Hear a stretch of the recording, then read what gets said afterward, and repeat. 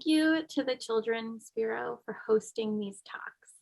Thank you to my friends and family for supporting me in my career. And thank you finally to everyone who's taking the time to listen today about ways we can work together to improve the foster care system. My name is Lily Eagle Dorman Colby. My pronouns are she, her, and they, them. Last year, I founded With Lived Experience, where I provide social justice career coaching to people with lived experiences in the foster care, mental health, and juvenile justice systems. I work with lived experience professionals to start their own projects and provide feedback to decision makers on systems change. I too have lived experience in the foster care system. My parents suffered from mental health, poverty, and addiction issues. I spent my childhood in and out of foster care. After aging out, I was fortunate to receive a full scholarship to Yale University. The summer after my first year, I became a kinship parent to my youngest brother, who has autism. And when I went back to school, I continued on as his educational rights holder. In law school, I also took in my foster daughter. Outside of school, I've been working on supporting youth in care through direct services and systems change work, including receiving an Equal Justice Works Fellowship and working at multiple state and national organizations on foster care policy. Today, as a proud member of the California Bar and a founder of With Lived Experience, I'm thrilled to talk to you about 3 ways we can improve our foster care system together. To start, I'll share a story about a weird hobby I had as a foster youth. All my friends know that I love strategy board games. Don't you dare challenge me to Settlers of Catan if you don't want to lose. In middle school, I even made a game out of a weird hobby. In the late 90s, while many of my friends were collecting Beanie Babies, Pokemon cards, and CDs, I developed my own strange hobby, collecting AC Transit bus schedules. Yes, I collected the printed maps and schedules of public buses. Back then, I spent a long time on the bus. School was 90 minutes and 2 bus rides away from one of my foster homes. I often finished my homework before getting home, and I started reading and collecting the free schedules they had on the back of the bus. One day I told my friend Alex about it, and I challenged him to a game to see who could collect the most schedules. A few days later, Alex got ahead of me. It was something like 7-5, his lead. But once I took advantage of my time waiting at the transit center between my buses, Alex had no chance to catch up. By the time I got to high school, I had collected 54 unique bus routes. I carried them in my backpack everywhere I went, and I memorized more than half of the routes. I definitely beat Alex, who had given up when he had less than a dozen. So I won the hobby turn game. My lawyers never knew about this hobby. They didn't know that I left before sunrise or came home after dark. They didn't realize how much harder middle school was than elementary school, now that I no longer lived with or went to school with any of my siblings. And they surely couldn't have predicted that it would be over a decade later before my brothers and I would ever spend the night under one roof. My lawyer didn't know much about me. And although I lived in the foster care system, I didn't know much about my lawyer either, or my rights in this system. After aging out in care and becoming a lawyer myself, I plan to share with you 3 of the best practices about how to improve the American foster care system. So here goes. 1, we need to listen to youth in their own cases. 2, we need to make sure our foster care reform efforts are led by people with lived experience. 3, when we do pass good laws, we need to actually enforce them. I'll turn to each of these practices in turn. So, back to 1. 1, we need to listen to youth in their own cases.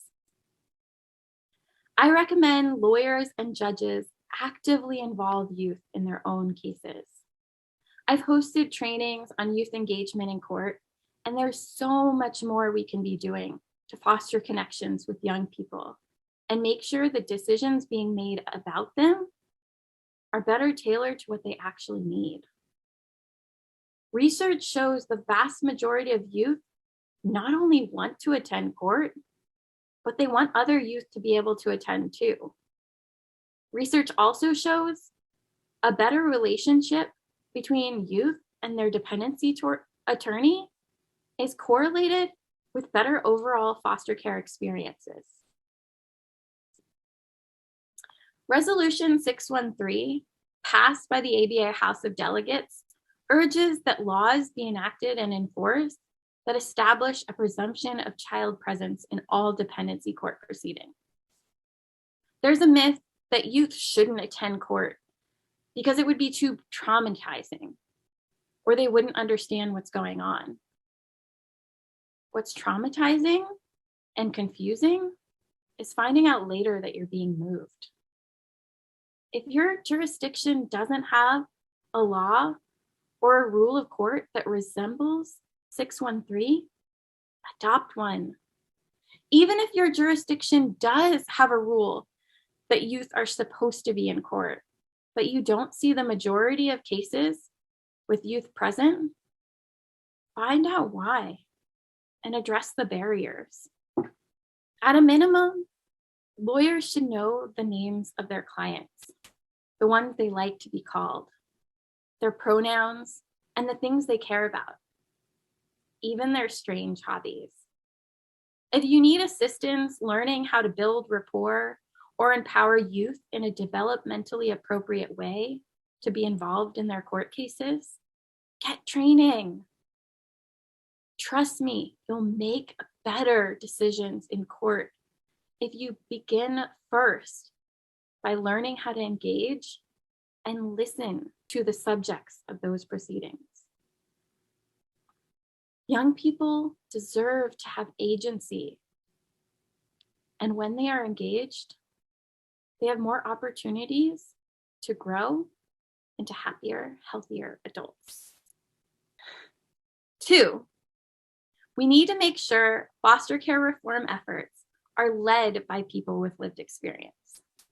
Forming well-intentioned laws just isn't good enough. Writing quality laws means listening to the people who have been most affected and finding the problems at hand and the potential solutions.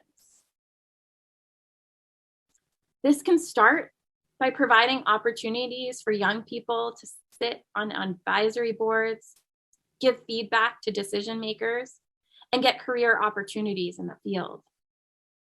But ultimately, every step of the process of passing a law to implementing a program to writing a rule of court should have feedback from people with lived experience.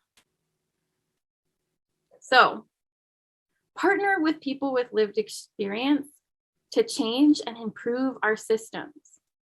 And when you do, remember the ABCs. A, train, support, and pay people equitably for their time and expertise. B, champion the ideas they share. Regardless of the current funding dynamics or politics in your office, find a way to make their recommended changes a reality. And C, promote people with lived experience into leadership positions. It's no longer acceptable that the vast majority of leaders in our field are people without lived experience. Thousands of young people age out every year. Many of them choose to give back. Create a career pathway and promote them into leadership roles. All too often, we think it's enough to ask that we're in the room where decisions are being made. We're told we're lucky to have a seat at the table. What I'm asking for is that people with lived experience are in positions to set the agenda, to chair the meetings, and to rule on the cases. It's long past time for professionals without lived experience to set aside their egos, to make space, and champion lived experience leaders. 3, when we do pass good laws, we need to actually enforce them. All too often, there are good laws passed that protect the rights of young people and their families in the foster care system. Federal regulations stating that siblings should receive visits at least once monthly, or laws that require youth have a right to attend their school of origin, mean nothing if those policies aren't enforced. Or worse, that people don't even know about them. Laws that aren't enforced are as thin as the digital paper they're printed on. They just don't exist. If you care about foster youth, you'd start by caring about the rule of law. When a bill is drafted, you'd make sure the terms aren't vague, that there's training and regulations on the front end to implement it. And you'd have provisions that allow for a private right of action for young people to sue when their rights are violated. Remember, bills without teeth mean nothing. And unfortunately, in the field of child welfare, most of the rights that affect foster youth just aren't rights at all. Surveys of young people who've experienced care and their measured outcomes just don't line up with government employee reports. Rights on the books are too vague. They're just checked boxes. Things like federal Title IV funding requirements to create state and local plans, to provide training, to do things that still just don't end up happening routinely. Sometimes I call implementation the dark matter of child welfare. Implementation, or the lack thereof, pulls on everything that we do. I know enforcing the rule of law doesn't sound sexy, but it affects whether our system as a whole is legitimate. So craft stronger bills, provide for tools to see those ideas into fruition. And when things don't happen as planned, as surely they won't always, make sure there are clear pathways to actively enforce foster youth rights. Coming back to my story. In a creative writing assignment in college, I shared my bus route collection game with my English professor. But looking back, I realized it wasn't a hobby. It wasn't a game. It was a coping mechanism, a trauma response. In a 2-year period, I had lived in 5 different places. I remembered being separated from my brothers.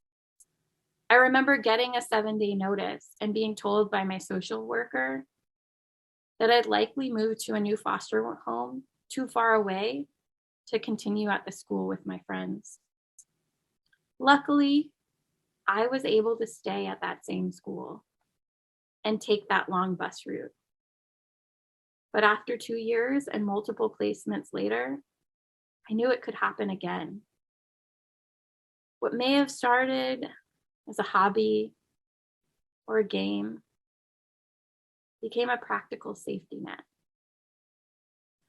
Whether I was headed to a sleepover or just to school, I had all my 54 maps with me all the time. Honestly, I didn't feel safe without my maps. I needed to have them to be able to figure out how to get back to school and to the people I knew and loved. As an adult, I've been able to work through some of the traumatic experiences I had as a child before entering foster care and while growing up in the system. I've used some of what I know about the system to help others and inform my work. And I'm thrilled. I was even able to assist in a letter of support for a bill written by young people that provided a right to placement stability in California. Among other things, ending the practice of 7-day notices. And after that bill passed, I worked diligently with young people to train professionals so that it could be enforced and young people could actually benefit from the law. In sum, we need to listen to people with lived experience in their own cases. We need to be promoting people with lived experience into decision-making roles.